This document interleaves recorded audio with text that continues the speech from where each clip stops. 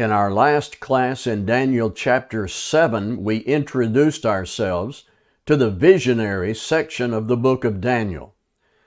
The first 6 chapters are primarily narrative in sequential order, interspersed with prophetic statements as Daniel interpreted dreams by the power God gave to him. Also in the first 6 chapters, the events that tried the faith of Daniel and his friends. First, the fiery furnace, and then the lion's den. And we know that Daniel and his friends proved to have authentic and courageous faith. By now we are familiar with the 4 rulers Daniel interacted with: Nebuchadnezzar, Belshazzar, Darius, and Cyrus. Also from chapter 2 and chapter 7, we know about 4 world empires that would not last forever, that would come along before the kingdom of Christ: Babylon, Medo-Persia, the Grecian Empire, and the Roman Empire. World empires and corrupt rulers, but they would come to their end. But no reason for despair. We know that Daniel prophesied that God would set up a kingdom that would never be destroyed, and as Christians, we are citizens in that kingdom, the church. Now we are in Daniel chapter 8. Daniel relates a vision God gave him back when Belshazzar reigned. The main themes of Daniel remain here. Human failures do not have lasting power. In contrast to human failures, there's God's perfect plan to rule His people through the Son of Man, Jesus Christ. I want us to listen to a reading of Daniel chapter 8. Listen carefully. Some of this is complicated. Be listening for these players, these images: the ram with 2 horns, the male goat, the little horn, Gabriel, and then Daniel's reaction to all of this at the end of the chapter. Have your Bible open to Daniel chapter 8 and listen, please, to the reading of Daniel chapter 8. In the 3rd year of the reign of King Belshazzar, a vision appeared to me, Daniel, after that which appeared to me at the first. And I saw in the vision, and when I saw in Susa, the citadel, which is in the province of Elam, and I saw in the vision, and I was at the Uli canal. I raised my eyes and saw, and behold, a ram, standing on the bank of the canal. It had 2 horns, and both horns were high, but one was higher than the other, and the higher one came up last. I saw the ram charging westward and northward and southward. No beast could stand before him, and there was no one who could rescue from his power. He did as he pleased and became great. As I was considering, behold, a male goat came from the west across the face of the whole earth without touching the ground. And the goat had a conspicuous horn between his eyes. He came to the ram with the 2 horns, which I had seen standing on the bank of the canal, and he ran at him in his powerful wrath. I saw him come close to the ram, and he was enraged against him, and struck the ram, and broke his 2 horns. And the ram had no power to stand before him, but he cast him down to the ground and trampled on him, and there was no one who could rescue the ram from his power.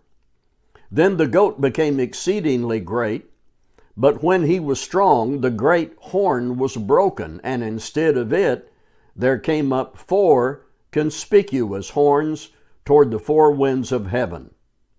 Out of one of them came a little horn, which grew exceedingly great toward the south, toward the east, and toward the glorious land. It grew great even to the host of heaven, and some of the host and some of the stars it threw down to the ground and trampled on them. It became great, even as great as the prince of the host. And the regular burnt offering was taken away from him, and the place of his sanctuary was overthrown, and a host will be given over to it, together with the regular burnt offering because of transgression, and it will throw truth to the ground, and it will act and prosper. Then I heard a holy one speaking, and another holy one said to the one who spoke, "For how long is the vision concerning the regular burnt offering, the transgression that makes desolate, and the giving over of the sanctuary and host to be trampled underfoot?" And he said to me, 2,300 evenings and mornings, then the sanctuary shall be restored to its rightful place. When I, Daniel, had seen the vision, I sought to understand it. And behold, there stood before me one having the appearance of a man. And I heard a man's voice between the banks of the Ulai, and it called, "Gabriel, make this man understand the vision." So he came near where I stood, and when he came, I was frightened and fell on my face. But he said to me, "Understand, O Son of Man, that the vision is for the time of the end." And when he had spoken to me, I fell into a deep sleep with my face to the ground. But he touched me and made me stand up. He said, "Behold, I will make known to you what shall be at the latter end of the indignation, for it refers to the appointed time of the end. As for the ram that you saw with two horns, these are the kings of Media and Persia. And the goat is the king of Greece. And the great horn between his eyes is the first king. As for the horn that was broken, in place of which 4 others arose, 4 kingdoms shall arise from his nation, but not with his power. And at the latter end of their kingdom, when the transgressors have reached their limit, a king of bold face, one who understands riddles, shall arise. His power shall be great, but not by his own power. And he shall cause fearful destruction, and shall succeed in what he does, and destroy mighty men and the people who are the saints. By his cunning he shall make deceit prosper under his hand, and in his own mind he shall become great. Without warning he shall destroy many, and he shall even rise up against the prince of princes, and he shall be broken, but by no human hand. The vision of the evenings and the mornings that has been told is true, but seal up the vision, for it refers to many days from now. And I, Daniel, was overcome and lay sick for some days. Then I rose and went about the king's business, but I was appalled by the vision and did not understand. So that's the reading of Daniel chapter 8, and I'm beginning with a question that may seem strange, but it pertains to how chapter 8 opens up. Who wrote the book of Daniel? Well, this says, "In the 3rd year of the reign of King Belshazzar, a vision appeared to me, Daniel." I take this on the surface. This vision appeared to Daniel, and he wrote this. He repeatedly speaks of himself in the first person. I bring this up because those with a modernistic assumption claim that Daniel was not written by Daniel. It was written by several authors much later.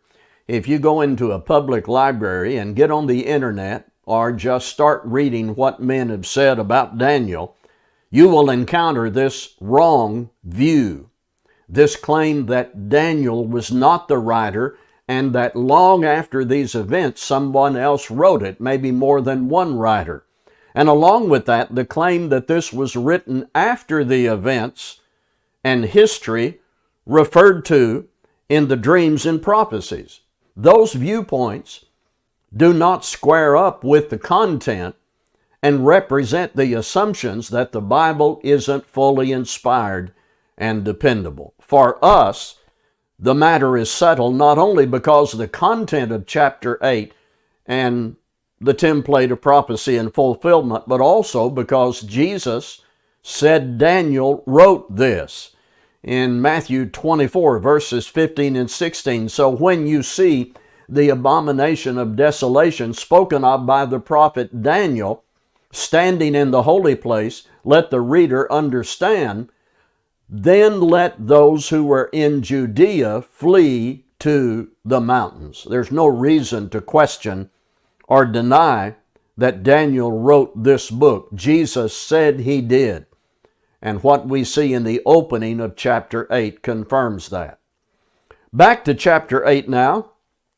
Another question. If you believe the ram and two horns is the Medo-Persian Empire, why do you believe that? Take a moment and think about that. If you believe the ram and two horns is the Medo-Persian Empire, why do you believe that? In verse 3, Daniel says he saw a ram standing on the bank of the canal. It had two horns. Now, if you just keep reading, when you get to verse 20, in the interpretive section, it says, as for the ram that you saw with two horns, these are the kings of Media and Persia.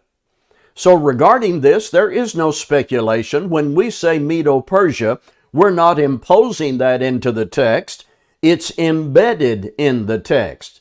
So you don't have to read and dig around and compare this with Babylonian Chronicles and then take some position. The ram with two horns is identified when you just keep reading. The kings of Media and Persia. I want you to remember that when you hear preachers on TV claiming that these visions speak of America and Great Britain or Russia or Ukraine, we need to let the Scripture tell us what things stand for. And the ram with two horns is the kings of Media and Persia. The dominant horn would be Persia. Chapter 8's vision starts with two creatures, a ram with two horns and the male goat. The ram with two horns is the Medo-Persian Empire. We're told that in verse 20, as we just mentioned. The goat is the Grecian Empire. We're told that over in verse 21.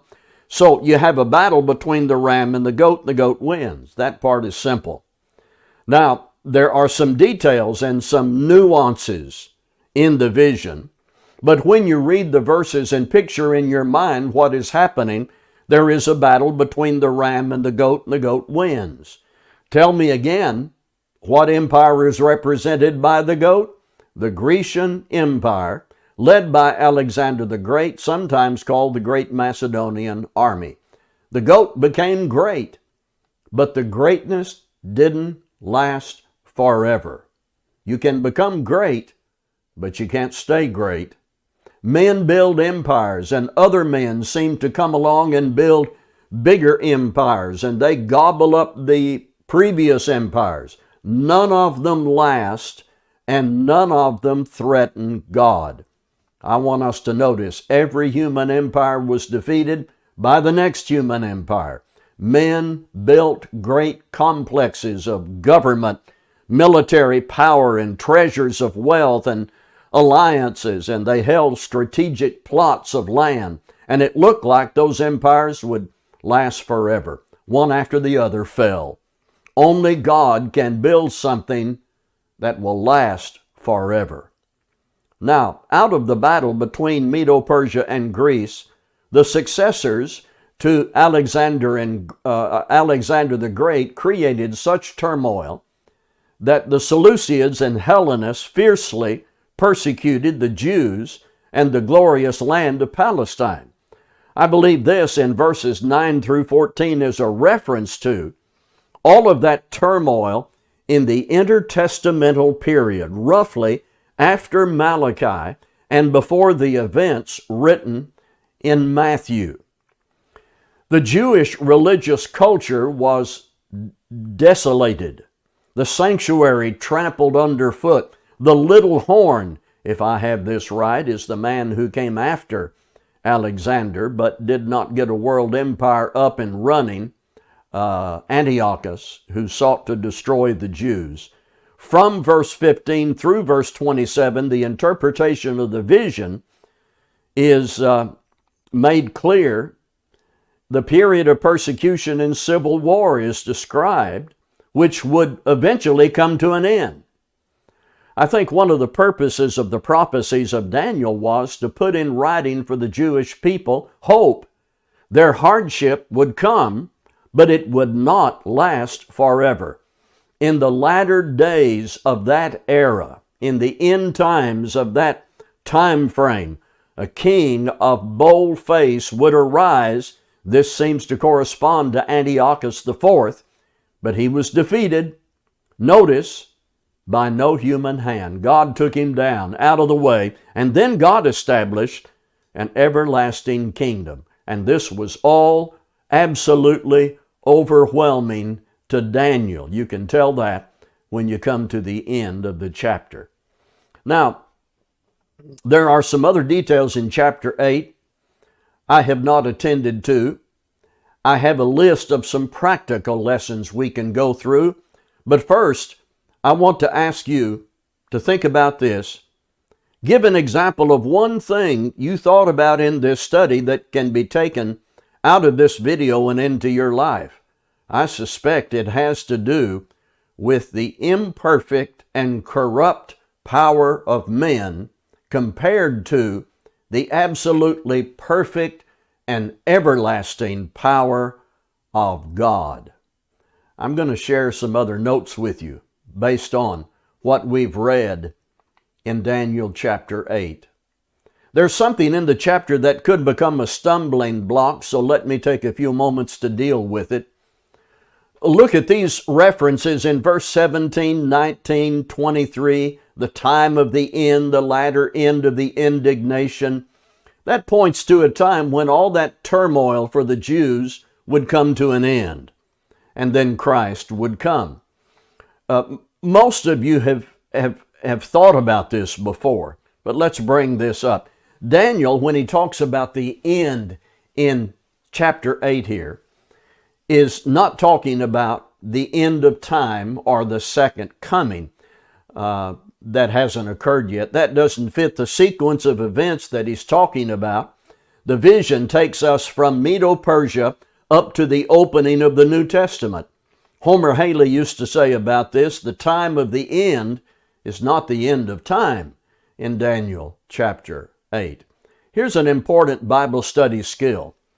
This kind of language must always be defined within the context where it appears. There was the latter times and the end before the flood came. There was the end of Edom, the end of Assyria, the end of Babylon, all of this in Old Testament prophecy. When the Lord came against a nation to end their existence, as recorded in the Old Testament, it was sometimes called the Lord's coming and the end. So, it is not automatic that when you find a reference to the end or even the Lord's coming, that's about the end of time, the second coming, the judgment day. Here in Daniel 8, the context and sequence of events lead me to believe that what ended was the world empires that had their days shortened by God before Christ came. What ended was the time of indignation against the Jews during the oppression of the intertestamental period. In each passage where we find the phrase, the time of the end, we must always examine the context. Back in verse 7, I marked this phrase, there was no one who could rescue the Lamb from his power. I wanted to offer this comment. Nations back then and nations today generally have alternative military plans and contingencies and alliances, and there can develop a false sense of security. A nation can develop sort of a groupthink mentality or ill-advised nationalistic spirit. Nothing can ever destroy us. We are invincible. In the case of Medo-Persia, the king of Greece came against it, and it says there was no one who could rescue the ram from his power. As God executed his overall plan, there was nothing on earth that stopped him or even hindered him from doing what he willed to do. And we call that the sovereignty of God. Verse 23, and at the latter end of their kingdom. Now there's your phrase, the latter end. Not the latter end of the whole world, but the latter end of their kingdom. When the transgressors have reached their limit, a king of bold face, one who understands riddles, shall arise. So you've got another allusion here to some ruler, perhaps Antiochus, the next Antiochus. The transgressors, though, had reached their limit, and God was going to end all of these world empires through the activity of His divine providence. The upheavals of men and nations on earth may cause terrible times and anxiety, even persecution against God's people, but we can know that God is watching. He is in control. And by the way, if you're troubled by some of the stuff in Daniel chapter 8, and you really don't see how all this comes together, and you don't know what some of the details mean, you're in good company.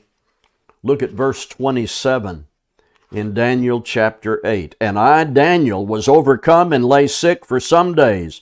Then I rose and went about the king's business, but I was appalled by the vision and did not understand it. God is in control. Thank you for being a participant in these studies. You know, the book of Daniel is loaded with hope. The people in Daniel's time, the Jews who were living in exile, received hope from the prophecies and from the life that Daniel lived. And hope is such an important subject today. We want you to be aware, January 20 through the 22nd, the subject of hope will be the subject of our gospel meeting with Mark Roberts. Especially if you're local, we want you to look at this chart and be aware that we will begin on Friday night, the 20th of January, with our meeting. That will continue through Sunday night at 5 o'clock. We want you to be aware of that, and if you're watching this video local, please come and be with us at the Laurel Heights Church of Christ. Thank you for watching this video.